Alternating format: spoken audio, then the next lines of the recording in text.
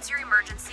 5, 4, 3, 2, 1. Welcome to the PIO Podcast, a place to discuss all public information-related topics for police, fire, EMS, and local and federal government organizations. It was a good learning experience for a lot of us that social media is not real life. But we have to remember the media are very rarely a target audience. They're simply that conduit. Our words have impacts on individuals, and it may not be positive. So just being thoughtful and mindful of the words that we speak. I think what's so interesting about this position too, and this job and this profession, is that every one of us is looking for purpose. And when we find it here, that's it. To know is that a crisis for one is not necessarily a crisis for another. This episode is sponsored by the Social Media Strategy Summit, the leading provider of social media education. They host annual events designed specifically for government communications professionals like you to help you build and engage your communities through social media. Visit their website at socialmediastrategysummit.com to learn more and use promo code PIO Podcast for 10% off of your registration. Good evening. Tonight on the PIO Podcast, we have Eric Holdeman. Thank you for being on the show today, Eric. Hey, great to be able to join you there, Robert. So, Eric, you have had a extremely detailed career in emergency management and public information. Can you tell us about your background? Well, briefly, and then this will come to bear, is I actually had a 20-year military career as an infantry officer, and part of that career included 4 years working with then Federal Emergency Management Agency 5, which is in the Midwest. I was at Fort Sheridan. They were in Chicago. And then when I transitioned out of the military, I was out here in Washington State and moved into Washington State Emergency Management, where I spent time doing public education, which is not public information, but that had that function along with training, exercises, eventually operations, and then planning. And from there, I moved to Washington State. Here again, it's the King County, which is Metro Seattle, but does that include the city? Emergency management. I was there 11 years and did a few things more after that. Today, I'm the Director of Center for Regional Disaster Resilience, which is 5 states and 5 Canadian provinces, and a little bit of a unicorn organization, not a lot of us around. Wow. Okay. So several years ago, you had a presentation called The Media is My Friend. And I want to know, why is it so important for PIOs to remember this and to work with the media as a friendship? Well, the number one thing, if you treat anybody, including the media, as the enemy and trying to shut them out, put them in a closet, feed them scraps, whatever, they're going to reflect how you treat them out by how you are. They'll treat you like in the same manner that you're treating them. So I say it's open. What I always did with the media, for one thing, is I would give them my home phone, my cell phone, my work phone, and I would tell them I'm available to you 24/7, 365, except for leap years, so it's 366, because I wanted them to contact me, and either I could provide them information or send them to someone who would have reliable information, because they've got to get the story. So do everything possible to help them get the story from good information sources. Okay. Going backwards here, you said you were in the military. You had a 20-year career in the military, correct? So how do you think the military prepared you to deal with emergency management? Well, in emergency management in particular, it did, because of the disaster exercises and working in an operations center from that perspective, crisis management, crisis response, the aspect of doing contingency planning. I was the chief contingency officer for the 4th Army, where we did military support civil authorities. So when does the active military come in? We worked with the National Guard, which is a major player in any natural disasters. States turn to them as a first source of specialized equipment, high axle vehicles or helicopters or just plain staffing, manpower from that standpoint. So that was there. I'll tell you, I don't know whether you have another question coming, but it did not prepare me to work with the public information officers. And in the Army, we called them public affairs officers, because I didn't care one iota what they did or said or that, because they had no bearing on the success of what I did. I had the title operations officer for anybody that's been in the military, at the battalion, the brigade, division, corps, and Army level. So I was used to chucking and jiving and planning and just being in the operations mode. And the media folks within the Army could get their story however they wanted, but it was not important to me. And I reversed that completely once I entered into emergency management in the civil sector. Okay, so you realize that you need to involve the media and you need to have a conduit to get to them, correct? Well, say that again. So you learned that you needed to use the media and you had to have a PAO or a PIO as that conduit to get to them, correct? Yeah, I went 180 on this whole deal because what I say is you can do the best job in the world on the civilian side, but if the story is not told, it's it could be the reverse of the whole thing. It's one of the reasons, and actually the Army learned that in the Iraq War, you heard about media people being embedded with military units, right, so that they could see the conflict and see what soldiers and Marines were going through. So they also learned that lesson there. But I say, and I spent a lot of time on this, working with the public information officers to be able to tell our story to the media in all forms and fashions. And the PIOs have a difficult row to hoe also on this. They're not used to working as a team, and I could talk more about that later. And yeah, well, no, let's talk about it right now. You brought it up. Go ahead. Well, when you have a major disaster, you need more than one PIO. You're running 24/7. You have to, and my estimation, Dave, the social media is almost number one there, but you got to be able to get the information from the operations side so you can paint the proper, if you will, tactical picture of what actually is happening. You can use social media today to push out, but I think the other thing that social media is terrific for is monitoring it. We can get more into this later again, to get situational awareness, because now everyone has a camera, as we know. You can geolocate where that camera is if you work at that. So you know if you've got eyes on what actually is happening, and you can ignore the retweets because who knows where those are coming from. But you can use citizens as sensors to tell you what's going on. And then you will have news conferences, and eventually you'll do a news release, but I don't think news releases are what they used to be anymore. And you got to do all this stuff 24/7. And the issue for PIOs, you have a PIO, and generally you have one, maybe there's two type of thing, but they do the research, they write the news release, they write the story for a newsletter, they talk directly to the media. They're doing all those things as individuals. They're not used to being integrated into a broader team that is doing social media. Someone's over here doing research. Someone's got the press room, media briefing room.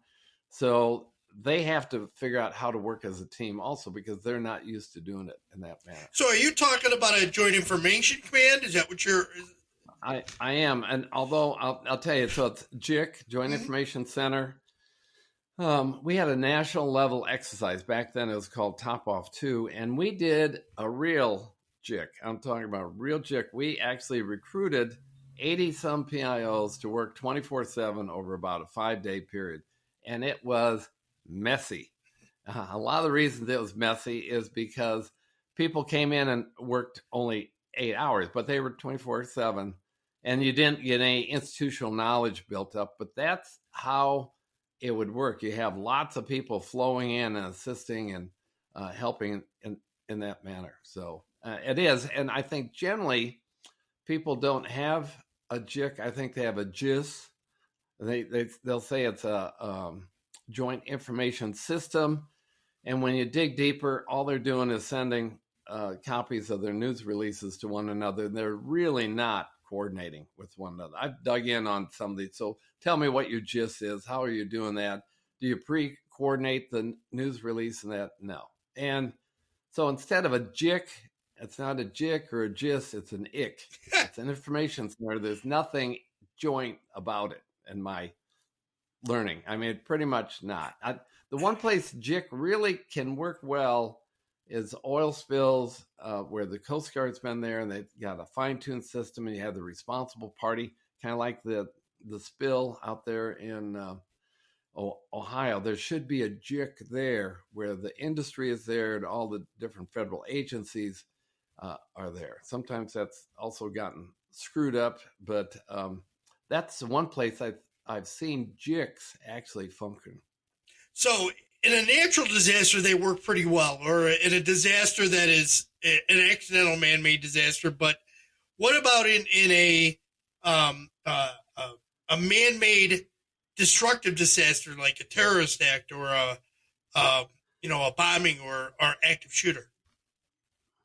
Well, I'll use the example of Deepwater Horizon. Mm-hmm. That was the spill in the Gulf of Mexico. And I like the Obama administration. I thought they did a good job overall. But in that instance, I think it was BP, British Petroleum, was the responsible party. And the administration felt they were being tarred by working jointly with British Petroleum, BP, and they pulled out. They stopped working together. So BP was the responsible party. They just should have been hand in glove with one another. And the Obama administration pulled out because they were getting a black eye by working with British Petroleum. And that's a negative learning experience there, I think, that happened. Well, I was researching your stuff, Eric, your background and the things that you've done. I came across, while you were at the Port of Tacoma, you coordinated a maritime domain awareness project called First to Sea. And that was using social media and citizen reports to improve common operating picture for the sector of Puget Sound. Can you explain specifically what the project was? Sir, well, again, this is a great example of being able to leverage Homeland Security monies. And this is back when the money was really flowing. So there was $400 million available nationally for maritime security.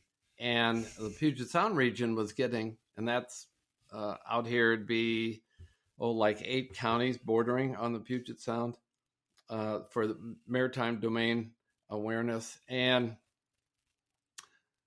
we were able to get some significant funds, a couple multi-$100,000 grants. And I worked with then Pierce County Information Telecommunications, Linda Jarrell, if anybody knows that name. She's actually the IT director for the city and county of San Francisco now. And in here, I found someone who had an interest in emergency management, understood that nothing's been done on this, and then brought the full talents of her team to bear to develop. And I was thinking, well, this is going to be an app and citizens would have it. But we went way beyond there, that you didn't have to have someone sign up to be a reporter. You could just, because Twitter is an open system. Facebook is not, unfortunately. But Twitter is an open system. So you could search, draw a polygon or a circle over an area and search for terms. And like in an earthquake, I'd be looking for collapsed, fire, trapped, that type. If it was a maritime disaster, I'd look for anything that would say sinking, on fire. And those things would pop up on a situation map, pinpoint where they are. And again, you're able to ignore the retweets. If it's a retweet and it's coming from England, that's way off the map. So you're only getting data from eyes on the target. That's why we called it First to See who's seeing it, and then be able to report that. And people say, well, you can't trust. I had a lot of pushback on this. I tell you, well, you can't trust this. Well, I always told my emergency operations center, operations people, remember the first report is almost always wrong. And a lot of times that came from first responders. So, but if you got multiple tweets separately, not retweets, saying the same thing, I think you could probably take that information to the bank. At least you have a good idea where it's happening. Hopefully there's a picture to go with it that illustrates what's going on. And then you can hone in direct resources there and develop first responder eyes on it from that standpoint. Okay. And what year was that project done? Let's see. So I'm thinking about when I got to the Port Tacoma, 2009. And so that was probably about 2010, 11, 12. Okay. When I left there, we were still working it from that standpoint. But I tell you, I've been on the bleeding edge. I've been on the cutting edge. This was cutting edge, not bleeding edge. Because it was federally funded, we could give this tool to emergency managers and public health officials, and they did not envision how they could use it. No. Even the City of Seattle emergency management director, who's highly qualified, nationally known, when I mentioned this to her, she said, well, I don't personally use social media. Okay, yeah. Now, I understand. You might not use it, but here's a tool you guys can use. And you use it from two sides, both from public information side, and you could use it for the situational awareness side. So it was a hard sell. And even today on my own podcast, a few months back, I interviewed a college professor who looked at the use of social media during hurricanes in Florida, and it's still not being used by the majority of emergency managers. They don't see the utility. I think there's a fear factor of they'll get in trouble with using it. So there's a world of possibilities still out there to be able to use it. It's amazing how that crowdsourcing, which is basically what it is crowdsourcing information. That's right. It's still a battle in this day and age to get those that are the people in charge to say that's a value, because they're the people on the ground there in a disaster are your first responders before the first responders even get there. You would think that they would have learned that after 9/11, when people were using cell phones and sending text messages from the tower, the two towers, to let them know and where they were at. And, you would think they would learn at that point that crowdsourcing is important. And I tell you, the first instance I can remember of this was the London bus bombings, if you remember yes.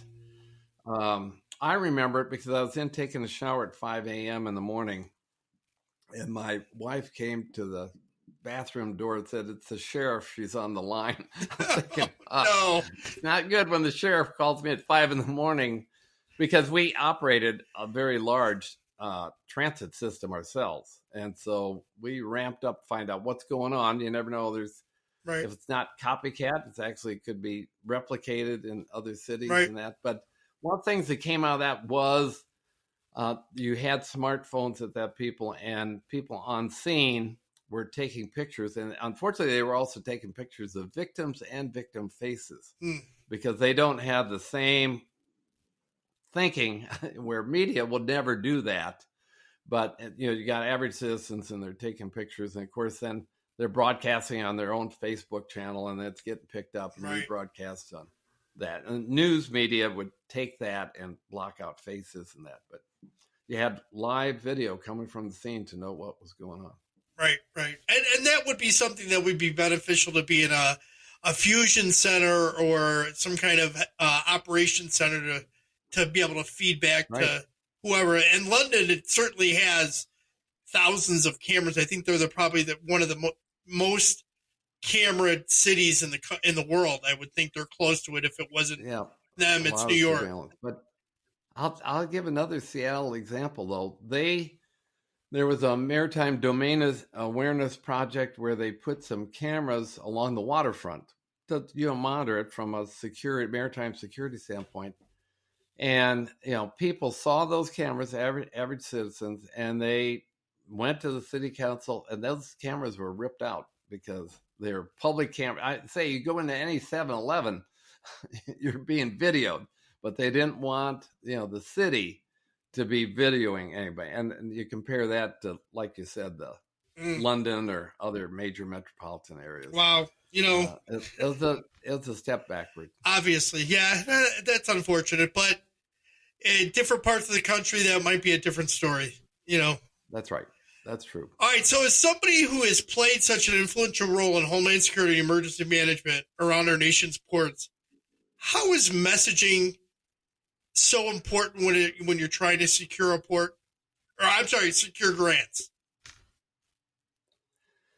To obtain a grant? Yes.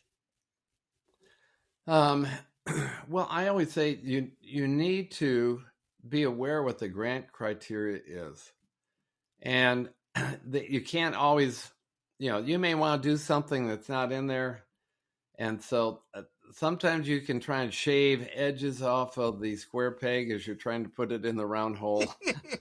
But your best bet is read the grant, see what's allowed, where the areas of emphasis are, and then sometimes if it's all about terrorism, maybe you can do that project, but still gain an all hazards benefit from it. Because, for instance, that First to Sea was a terrorism based funding grant, but it has all these other natural hazard benefits also. So if they're concerned about terrorism, then you got to focus on terrorism. But then a lot of times there's also an all hazard approach that can be made with those same grant dollars and the project as you design it. Okay, so let's talk about when you coordinated some regional public education campaigns. Can you go into some detail about some of those? Yeah, and this again, it's a lot of this has been all funded by Homeland Security funds. This started after 9/11. The first shot of money was about 2003, and we're talking it's $3.2 billion nationally was being given to states to funnel down to local jurisdictions. And King County, a population of not quite 2 million back then, it's over 2 million now. We got $5 million. And there were no strings attached other than use it on terrorism because the programs were not very sophisticated yet. They hadn't written all the guidance on that. And I've always believed that government cannot do enough to become prepared for whatever the disaster is if the general population is not prepared. You can't overcome their unpreparedness with government preparedness. There's just too many of them and too few of you. Even in King County, which we had a fairly robust staff of 20 people, which a lot of local emergency managers in smaller jurisdictions would say, wow, to that. I know like California, I think it has like 500 or so at state level, so they have more resources than that. But what you have to be able to do is, I'm losing my train of thought here that what we were talking about. Public education program campaigns. Okay, public education. And so even city of LA, let's say they got 150 staff or something like that. You still got, 5 million people, so you can't overcome it with that. So I've been a big proponent of telling the people, this is what you need to, if nothing else, you need to be honest with them. One of the significant things for us in the Pacific Northwest, and Oregon started this and Washington picked it up after a big earthquake exercise in 2016 called Cascadia Rising, is nationally the message is to be prepared for 3 days, 72 hours. Here now it's 2 weeks because there's a recognition that not everybody can't get to you even within a 3-day time frame. The presentation I'm going to do one next week that I do today is called No One is Coming to Help. And that's the planning factor they need to have, because here with earthquakes, I call them come as you are disasters. There's no seeing the hurricane developing out 10 days, 2 weeks out in the Atlantic. It's coming. Well, go buy plywood, store water, stock up on that. Doesn't happen. These earthquakes happen and you're either ready or you're not ready. But one of the things we did with the money, and we were still on the 3-day mode there, we got some funding, some significant funding, and we tried to do a building block saying, okay, what's our message and who should we target on this message? And we worked with a marketing company to do some survey work, and we did listening sessions. We were behind the glass type of thing, watching average citizens talk about this. And the marketing company said, well, who's your target market? And we said, well, everybody, because we want old people, young people, school children, preschool children, everybody to be ready for a disaster. Well, marketing, you can't market to everybody. And through that studying we ended up targeting women with children, that they cared more about the disaster preparedness side than anyone else. So that's when we tried to message to women with children. And the other thing we came up with, it was called 3 Days, 3 Ways, Are You Ready? And we didn't just hand out pamphlets, we bought airtime. We did a partnership with several media organizations, local media, television stations, and as a comprehensive radio, TV boards. We partnered with the Mariners baseball team and had a giveaway. It was called Safe at Home. Anytime a Mariner scored, there'd be a kit donated to someone in the stadium that was picked randomly. And we also, another year, we had Score 2, which was a double base type reward for it. So we took more of a comprehensive approach to it. And we made sure that these public service announcements we did, so TV ads, we wanted accountability. We didn't want them showing at 2 in the morning, 1 in the morning. And we targeted local news as the time when more people are watching and would hear that message. Okay. And through iterations of other grant monies, we were able to expand that to Eastern Washington also, and I could share a little bit. So I have a question. You mentioned it a minute ago about now it's planned for 10 days, correct? 2 weeks. 2 weeks. Okay, so for Oregon and Washington. Okay, yeah. So real quick, there's a kind of an event going on in mountains, California, in Tahoe, and so on, where you have people that have had feet of snow multiple times in a couple days, and 5 feet. They're running out of fuel oil. They're running out of food. They're running out of supplies. There's no electricity, and so on. They can't get to the roads. The roads they can't plow them quick enough. And here is messaging that didn't get to them, realizing this snow is going to come down. It's going to keep coming down. Prepare, and now you're saying 2 weeks. Yeah. The issue always is high impact, low frequency events. Right. It's historic for them on this snow. I always say, watch any newscast on a disaster, and they'll find some old codger, and they'll say, "How bad is this?" Well, I lived here all my life, and it's never been this bad. But all your life in seismic terms is not very long. No, it's not. Okay, all righty. Type of thing, and it can be hard because people are not paying attention to this. It's again, they build where hazards are because it's very beautiful, and they want to have a great view of the ocean. And how close do you build to that cliff? And should you put a swimming pool on the edge that adds a whole lot more weight to the cliff? Right. They're just not thinking. Right. So let's talk about you said there was another program that you guys worked on it. I think you said in Portland? No, well, Oregon started the entire 2 weeks. And I think that's the other thing, to be honest with the citizens, don't create false expectations. Mm-hmm. That's why I'm saying, I say no one is coming to help. I just shared that with someone who's doing the PR work, putting it in a newsletter, and they said, okay, so, well, eventually someone would come. I said, well, it's possible, but the planning factor should be no one is coming to work to help you. Right. Do that. And this is a senior living arrangement. And there's a generator in a 5-story building, but all these people have walkers or wheelchairs.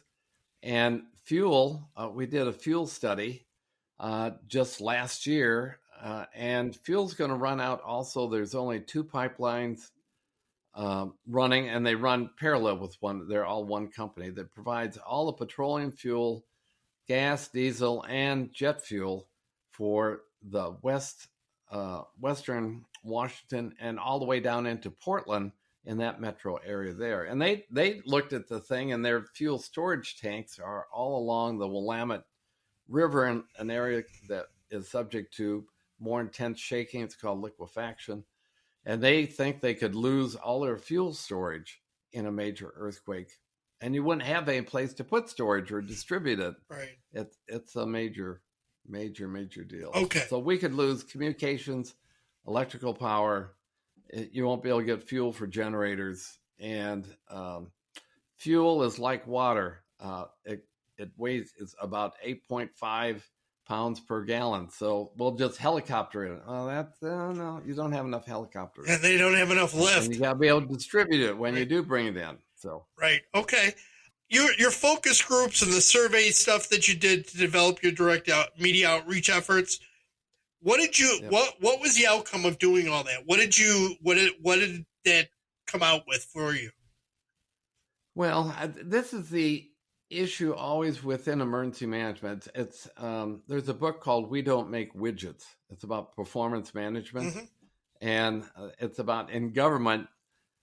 The one area I did supervise our 911 program office. It wasn't an actual 911 center. Back then we had like 16 911 centers in King County, but we administered the technology and the dollars.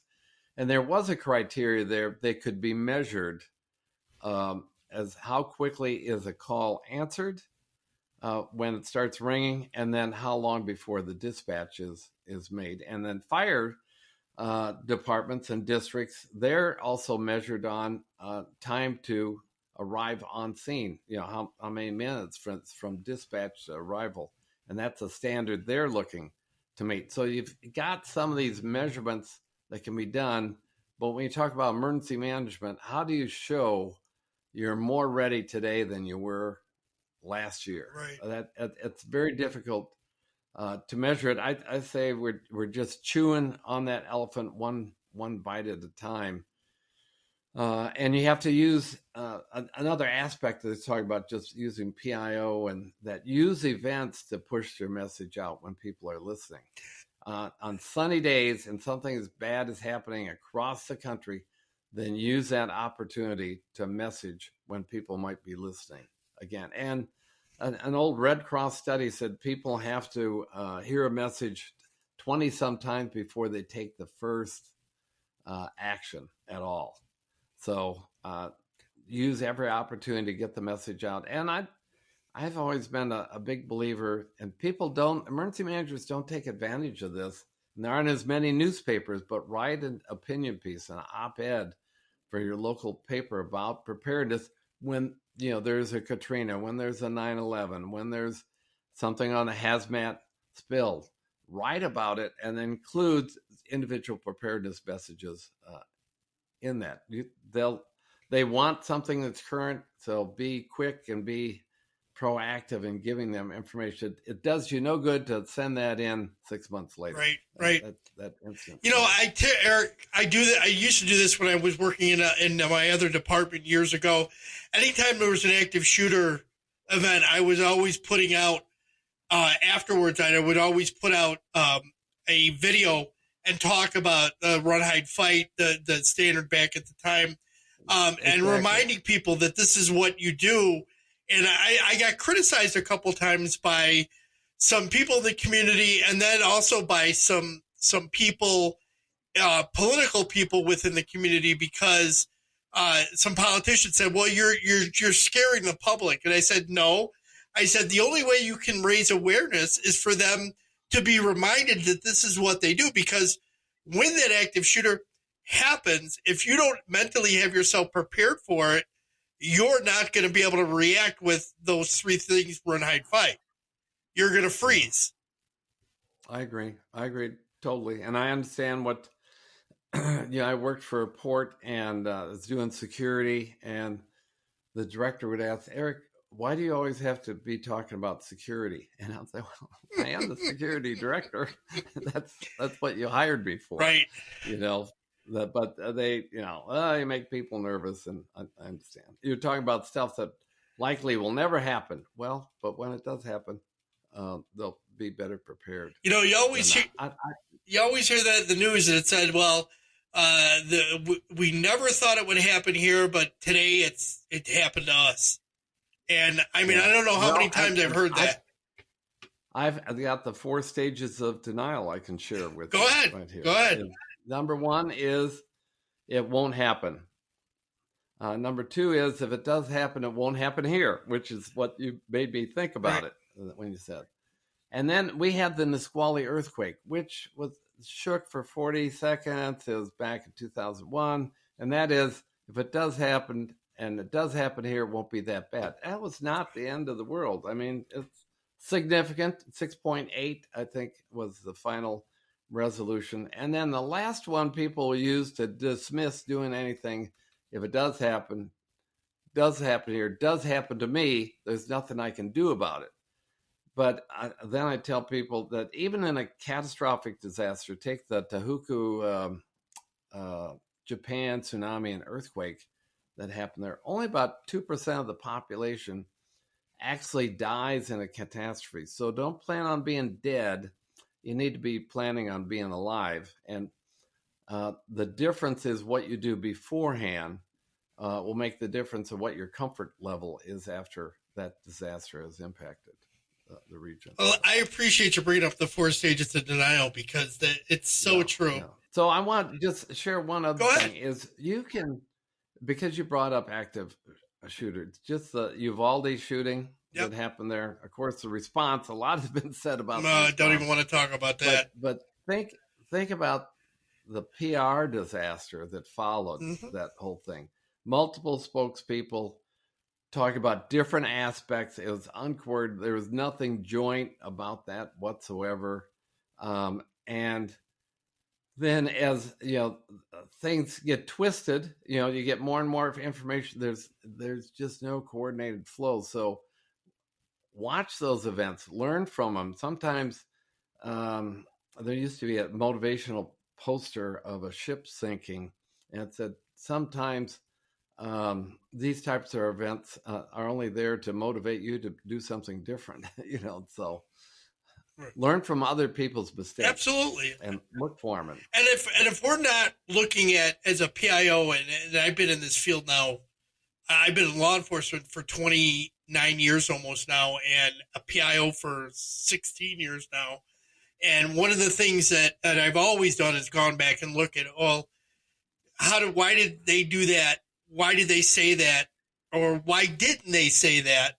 And what could they have done differently? I always said that. And, sometimes I've tried to break down some incidents in my mind and say, what would I have done differently? And I think we do ourselves a disservice if we always think, again, that stage of denial, it's not going to happen here. Yeah. So I'm thinking of it here today. A major focus of what I've worked on is public-private partnerships and regional, especially when it comes to critical infrastructure in my current job. But I always say, if you want to know if a individual jurisdiction has taken a regional approach to how they function in concert with their neighbors, look at their maps. If their map just shows them as an island and there's no other territory, that we're not talking about Hawaii here, right? But there's nothing north and nothing west or east or south. That's an indicator to me that they're not thinking about how do they function together as a region. And too many times we operate in our own jurisdictional box, and we should be able to think broader than that. Know your neighbors, right? Know the PIOs on the other side of the street, not just by name, but go have a cup of coffee with them. And when there's an opportunity, even a small one, to go help them with that, go do it, because you'll build relationship. And the big thing that happens with that is you build trust, and then you build a bigger team. And this is a constant process that you have to work at. I agree. Eric, is there a question I should have asked? And if so, how would you have answered it? Oh, well, okay. that's all right. Well, I would say I'll go back to talk about how do you build trust. When I went to King County, I found out everybody hated King County, and so I went to a trust workshop. And you go to workshop. What do you? But I came away learning something out of that stuck with me for over 30 years now. Is you do not build trust between organizations. You build trust between people. So you have to establish that one-on-one individual relationship, and trust does not come automatic. I say one way that you can do that is start just sharing information with the other people. They'll say, well, yeah, we're good, we don't need anything. But if you start sharing information that's helpful to them, they'll start sharing information with back to you because you're setting the example. And then you can invite them to do planning. I always say, the goal is not to create the plan, it's actually get people together and do the planning and form the relationship, build the trust, because always the incident is a lot different than what you anticipate. The pandemic would be a great example. We did a lot of pandemic planning, but COVID, test kits were never something we planned for. We never anticipated developing a vaccine that fast and setting up vaccine stations, immunization type things. So you always have to be prepared to react on the fly. I'll give you a quick example of that. And this is old style. We had a wildfire going and was threatening the city of Leavenworth, which is not where the prison is. This is a Bavarian type town just over the mountains in the Cascades. And people had been evacuated and they had no idea if their properties, or they lived out of state, if their properties okay. And a couple of people working say, hey, what we could use is a citizen hotline that would gather information where they could all call in and we could answer the question. And, we started with 5 people, then we had 10 people, then we had 30 people on a shift at one time. And you have people gathering information, making maps. And it was a huge success because there's some place they could call, talk to a human being, and they could be given information that, well, the fire, did burn over that area. We don't know the status of your home. We didn't have all the GIS mapping, drones, and all that. But we could tell them, so, no, the fires never reached, and really eased a lot of people's worries because we were able to give them information. And now a lot of that can all be done technologically with social media and public maps and websites, but be creative. And when somebody comes up with an idea and you think it might work, run with it. Right. Absolutely. Thank you.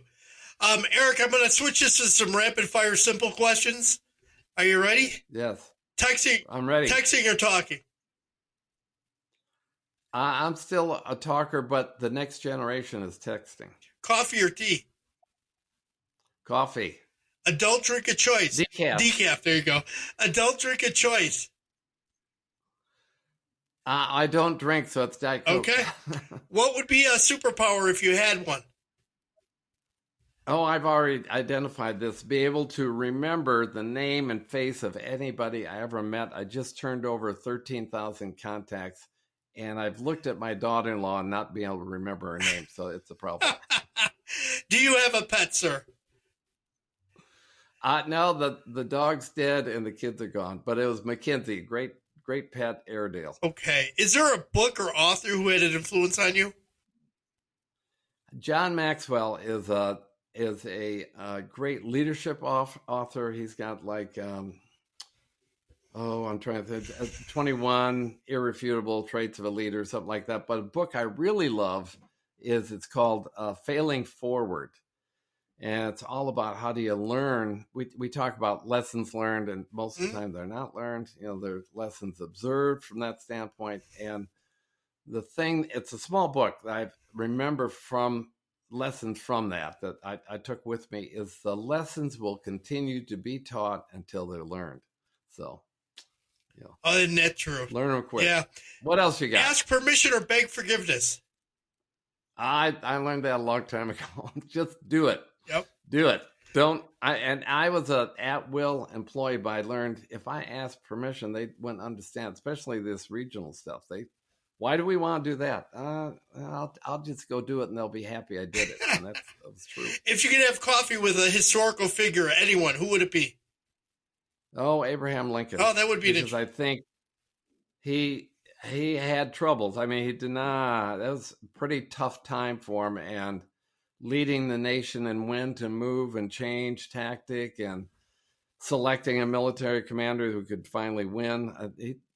He should have had some sleepless nights. I'd love to pick his brain. Final thoughts. What key points would you like listeners to take from the interview? Say that one more time. So, final thoughts. What key points would you like the listeners to take from this interview? We all are making a difference.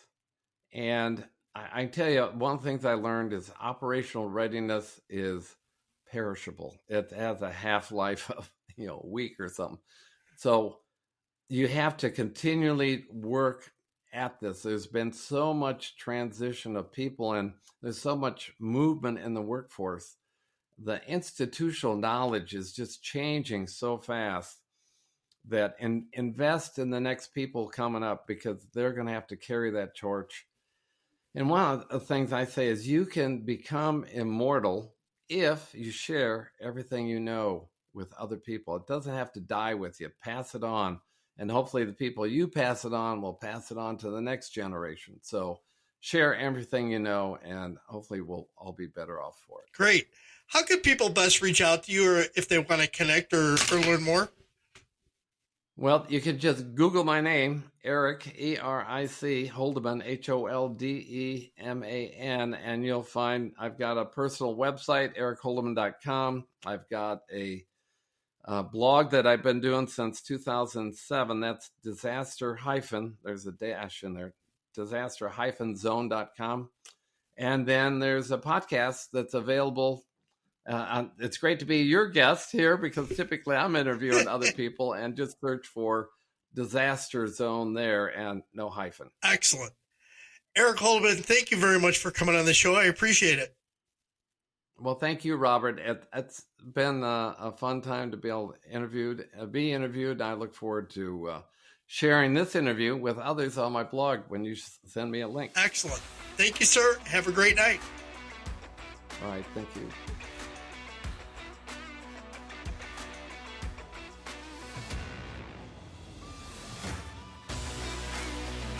That's all for this week. We hope you enjoyed this episode. On next week's episode, we have Sarah Campbell from Frederick County, Maryland. Another huge thank you to the Social Media Strategies Summit for being a sponsor of the PIO podcast. Join their First Responders Summit this April, or their Government Summit this May. Learn more about confirmed speakers and programming at socialmediastrategiessummit.com and use promo code PIO Podcast for 10% off of your registration. We hope you enjoyed this episode. Be sure to subscribe to the podcast to get notified of the latest episode. If you are listening on a platform that allows reviews, please give us a review. We appreciate any review, good or bad. It helps us improve on each episode. Until next time, be safe.